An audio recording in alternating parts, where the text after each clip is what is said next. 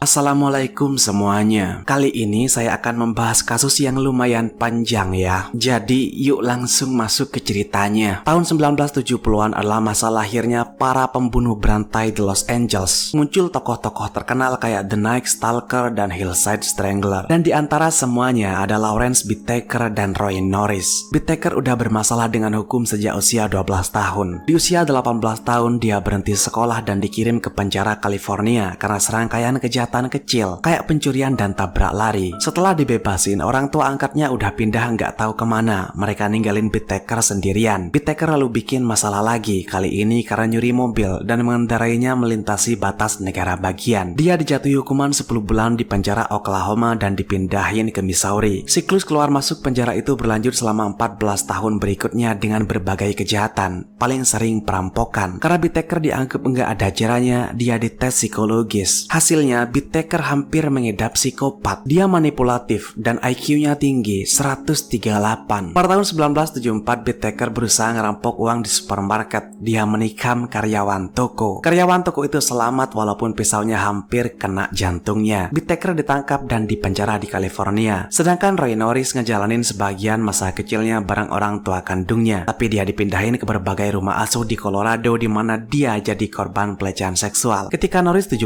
tahun, Norris putus sekolah dan bergabung dengan Angkatan Laut Amerika Serikat. Pada usia 21 tahun dia dikirim ke Vietnam. Di sana dia belajar jadi tukang listrik dan mulai pakai heroin dan marijuana. Pada November 1969, Norris ditangkap karena percobaan pemerkosaan ketika dia memaksa masuk ke mobil seorang wanita. Dia nggak dipenjara, dia cuma dihukum di campnya aja. Soalnya kan dia militer Angkatan Laut. Nggak lama kemudian, psikolog Angkatan Laut mendiagnosis Norris menderita skizo yang parah dan dia diberhentikan dari Angkatan Laut. Pada Mei 1970, Norris menguntit seorang siswi, menyerangnya dan memukul kepalanya dengan batu. Dia membenturkan kepala korban ke trotoar sambil nendang punggungnya. Norris didakwa melakukan penyerangan dan dijatuhi hukuman 5 tahun di rumah sakit negara bagian Colorado. Dia didiagnosis sebagai pelaku kejahatan seksual yang mengidap gangguan mental. Setelah 5 tahun, pihak berwenang ini nganggep Norris enggak berbahaya lagi sehingga dia dibebasin. Tapi hanya 3 bulan bebas, Norris udah ngulangin kebiasaan bejatnya dengan memperkaos seorang wanita di Rondo Beach sehingga Norris dipenjara di California. Nah, di penjara California inilah si Norris ini ketemu sama Bittaker. Kalau pelaku pemerkosaan tuh biasanya akan dihajar oleh narapidana lain di dalam penjara. Tapi ketika Norris ini mau dihajar, Bittaker ini selalu bantuin dia, kayak ngalangin gitu. Sampai akhirnya mereka ini temenan. Mereka sadar kalau mereka punya banyak minat yang sama. Sebagian besar ngelibatin kekerasan seksual terhadap perempuan. Keduanya ngobrol betapa mereka menyukai pemandangan wanita muda yang ketakutan. Bittaker sampai saat itu belum ngelakuin pelanggaran seksual apapun, tapi dia menyatakan minatnya ke Norris dan bilang kalau dia ngelakuin kejahatan kayak gitu, dia akan membunuh korbannya. Bittaker nggak mau ninggalin saksi mata. Persahabatan mereka terus berkembang. Begitu juga dengan rencana bejat mereka. Bittaker dibebasin duluan pada bulan Oktober 1978. Dia lalu tinggal di motel Burbank. Bittaker populer banget di kalangan remaja setempat. Bittaker selalu nyediain bir dan ganja. 3 bulan kemudian Norris dibebasin juga. Dia lalu bekerja sebagai tukang listrik di Campton. Nggak lama kemudian dia dapat surat dari Bittaker. Ketika mereka bertemu, tugas pertama adalah membeli van. Nah, kalau kalian pernah dengar istilah van pembunuh berantai, dari sinilah istilah itu berasal. Duo ini beli van kargo GMC 1977 tanpa jendela samping dan pintu geser besar. Mereka menjuluki van itu sebagai Mike sang pembunuh. Selama 3 bulan, duo itu bepergian naik turun dari Rondo Beach sampai Santa Monica. Cuaca California Selatan yang panas dan banyaknya pengunjung pantai bikin situasi jadi sempurna. Karena banyak gadis muda yang lalu lalang di daerah itu. Dan selama waktu itu mereka akan berhenti di pinggir jalan untuk ngobrol dengan gadis-gadis. Nawarin mereka ganja,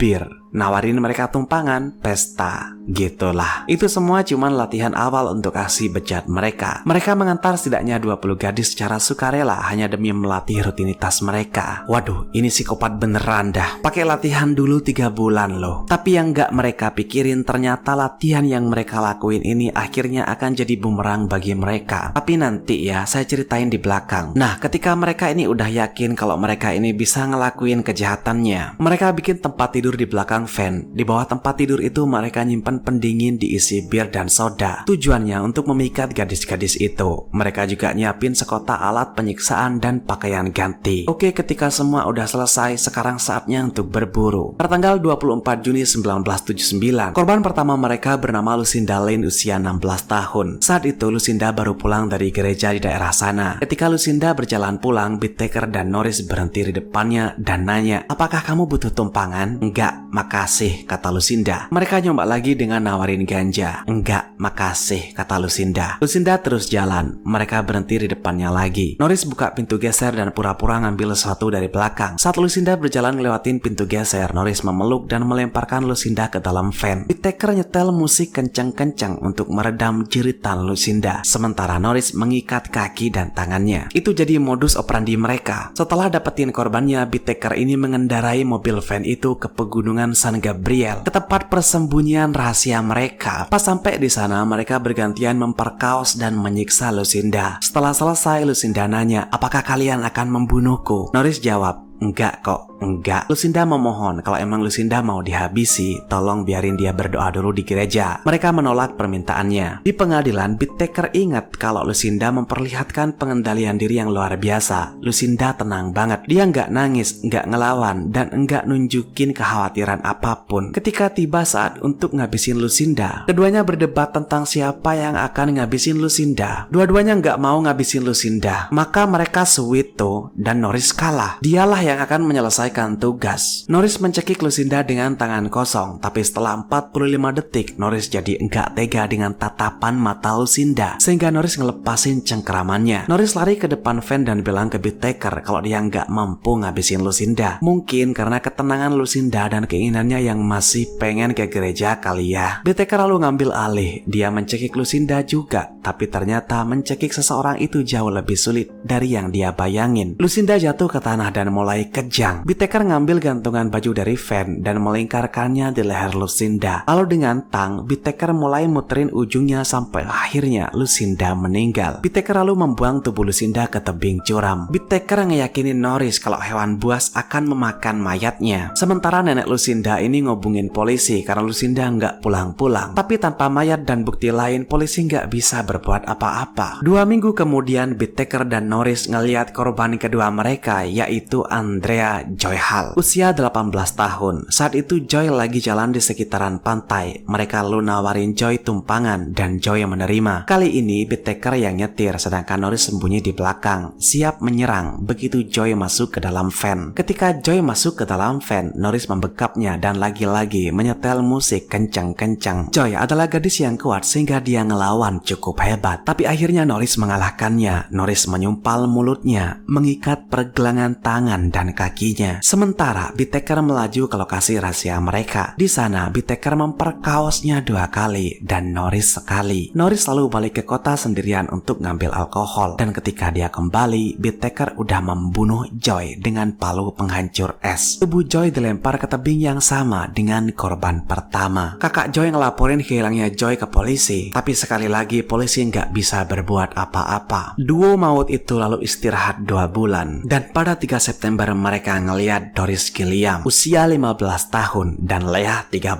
tahun, duduk di bangku halte bis deket pantai Hermosa. Bittaker dan Norris berhenti untuk nawarin tumpangan kayak biasanya. Gadis-gadis muda itu mau. Ketika udah di dalam van, Norris memukul kepala mereka sampai enggak sadar. Bittaker mengemudi lagi ke lokasi rahasia mereka, tapi pas sampai di lokasi terjadi kekacauan. Enggak satupun dari mereka yang tertarik pada Leah, karena mereka pikir Leah ini terlalu gemuk. Jadi mereka fokus ke Doris. Norris ngeluarin perekam suara karena dia pengen ngerekam pemerkosaan ke seorang gadis yang dia anggap masih perawan. Mereka berdua bergantian ngelakuin aksinya. Di pagi hari mereka membawa Leah ke atas bukit dan menyuruhnya telanjang bulat. Mereka memfotonya dalam posisi seksual, mengikatnya dan mencekiknya sampai meninggal. Norris memukul kepala Doris dengan palu es dan juga mencekiknya. Kedua gadis itu dilaporin hilang oleh keluarga mereka. Tapi kayak gadis-gadis sebelumnya, polisi nggak bisa nemuin petunjuk dan nggak ada yang bisa bisa dilakuin. 2 bulan berlalu dan duo maut itu lagi keluar untuk ngerayain Halloween. Saat itulah duo maut itu ngelihat calon korbannya. Gadis berusia 16